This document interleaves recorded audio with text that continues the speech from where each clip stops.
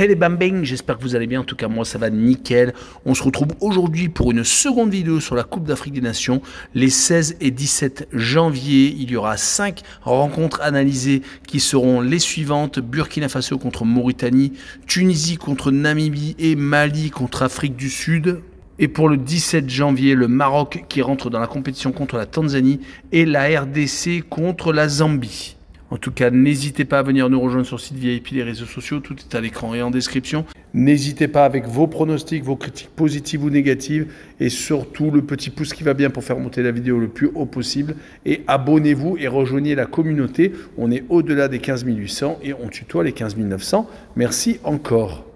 Avant de commencer l'analyse, n'oubliez pas les 6 groupes que je vous remets sous les yeux avec pour l'instant donc une seule rencontre disputée, c'est celle de la Côte d'Ivoire contre la Guinée-Bissau. Il y a eu déjà 2-0, donc le pays organisateur est très bien parti.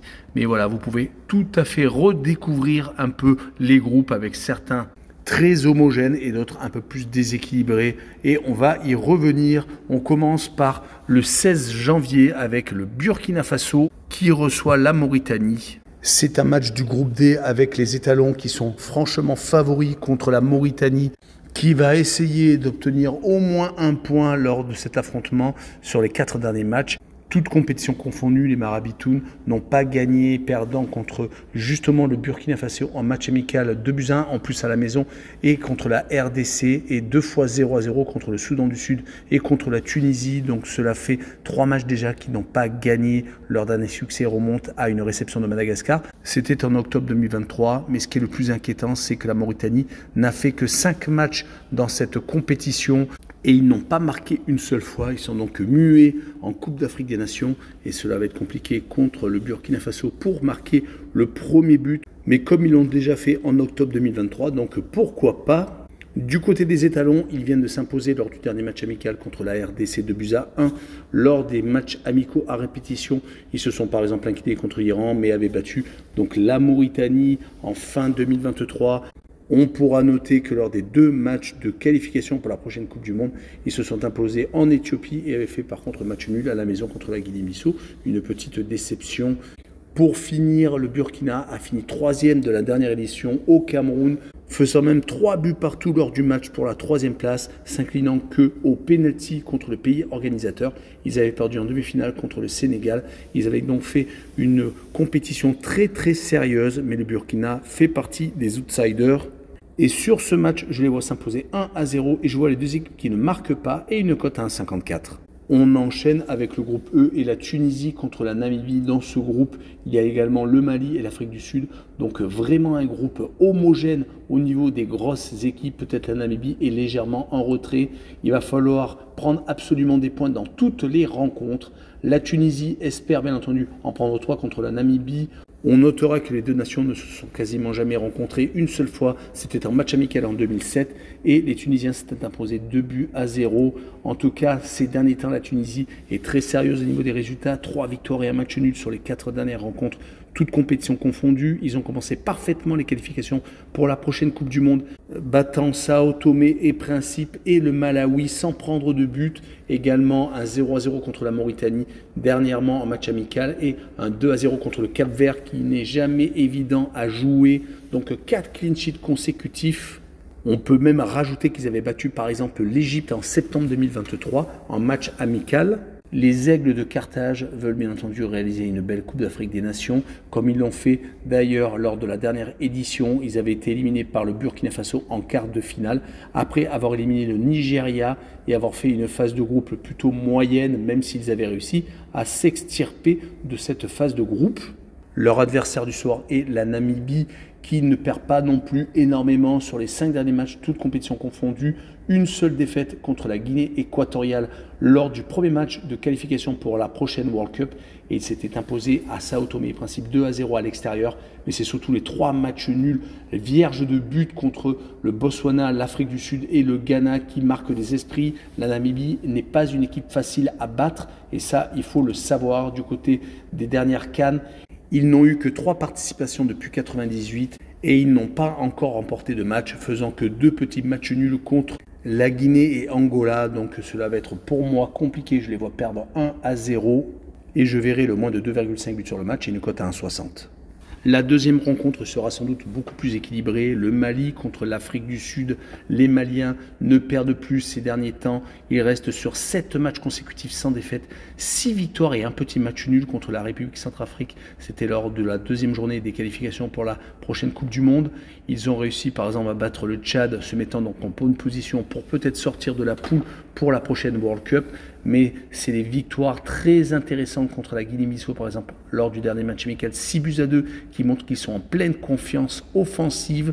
Ils avaient également battu l'Arabie Saoudite, l'Ouganda, donc là, c'est des adversaires qui sont plus ou moins quand même un peu moins bons que le Mali, qui est une équipe très sérieuse, qui a souvent eu une défense hermétique. Mais rappelons-nous que lors de la phase de groupe de la dernière CAN, ils avaient été franchement très bons, battant la Tunisie, la Mauritanie, faisant match nul contre la Gambie. La déception avait été l'élimination contre la Guinée équatoriale au pénalty en 8e de finale. Les Aigles vont affronter les Bafana Bafana qui de leur côté, sur les derniers résultats, c'est plutôt moyen, une victoire, une défaite et 3 matchs nuls. Les 3 matchs nuls contre Eswatini, contre la Côte d'Ivoire et contre le Lesotho, donc des équipes qui sont complètement variables. Un très bon donc résultat contre les éléphants, mais après les 2 matchs nuls sans marquer de but contre des équipes assez faibles, c'est plutôt moyen. La défaite au Rwanda confirme qu'ils ne sont pas au top sur chaque rencontre. Heureusement qu'ils ont battu le Bénin, sinon ils seraient avec 2 mauvais résultats lors des 2 premières journées de cette qualification pour la prochaine World Cup. Mais sur ce match-là, ils sont capables de se ressaisir et je les vois faire un but partout contre le Mali avec, sur cette rencontre, le homme no bet et le match nul remboursé, 6 victoires du Mali et une cote à 1,58. On passe au 17 janvier et le Maroc contre la Tanzanie. L'un des favoris contre peut-être l'équipe la plus faible du groupe, car de l'autre côté, il y a la République démocratique du Congo qui jouera contre la Zambie. 3 nations sur 4 ont déjà remporté la CAN. La Tanzanie fait donc office de petit poussé. Et contre les Lions de l'Atlas, cela va être plutôt compliqué car les Marocains n'ont plus perdu depuis 5 rencontres, toutes compétitions confondues. Ils ont fait une superbe Coupe du Monde, atteignant pour la première fois la demi-finale d'une Coupe du Monde. Pour un pays africain, c'était exceptionnel. Mais malheureusement, ils ont fini 4e, perdant contre la France en demi et pour la 3e place contre la Croatie. Mais on n'oubliera pas ce match remporté contre le Brésil lors d'un match amical après la World Cup qui prouve que le Maroc a passé une étape. Leur adversaire et donc le petit poussé, les Taifa Stars, n'ont plus gagné depuis 2 rencontres. Ils avaient déjà perdu contre le Maroc lors de ses qualifications pour la Coupe du Monde.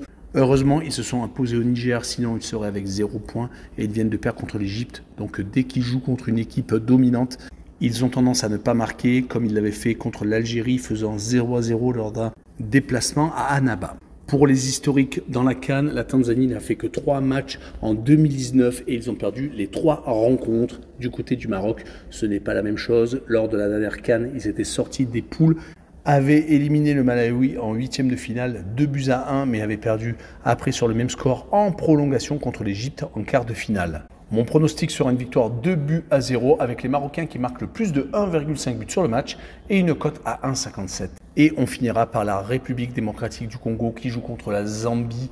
2 formations qui sont peut-être d'égale valeur, mais il y aura peut-être un léger écart en faveur de la RDC qui de son côté réalise des résultats plutôt moyens ces derniers temps, même s'ils avaient réussi à faire de très belles qualifications pour la dernière CAN. Ils sont un petit peu moins bien ces derniers temps, comme je vous l'ai dit, avec seulement une victoire, c'était contre la Mauritanie lors de la première journée des qualifications pour la prochaine World Cup, mais ils se sont inclinés dans la foulée au Soudan. Ils viennent de perdre leur dernier match amical contre le Burkina Faso, un match test sans doute. Leur 0-0 contre l'Angola à 2 reprises montre que certes, ils peuvent être solides défensivement, mais que des fois, offensivement, ils ont des manques. Cela fait déjà 5 ans qu'ils n'ont pas participé à une CAN, c'était en 2019. Ils n'avaient gagné qu'une seule rencontre, donc c'est plutôt compliqué. C'était lors de la phase de groupe et ils avaient été éliminés contre Madagascar, une énorme surprise au pénalty après avoir fait 2 buts partout. Du côté de la Zambie, ces derniers temps, c'est plutôt moyen également au niveau des résultats. Une seule victoire sur les 3 derniers matchs, c'était contre le Congo. Ils se sont inclinés contre le Niger, donc seulement 3 points sur 6 lors de ces qualifications pour la prochaine Coupe du Monde. Et ils viennent de faire match nul quand même contre le Cameroun, donc un léger optimisme se dégage lors de la dernière CAN Ils étaient absents, leur dernière participation c'était en 2015 et ils avaient été plutôt moyens. Une seule défaite certes contre la Tunisie mais 2 matchs nuls, dont contre la RDC et contre le Cap-Vert.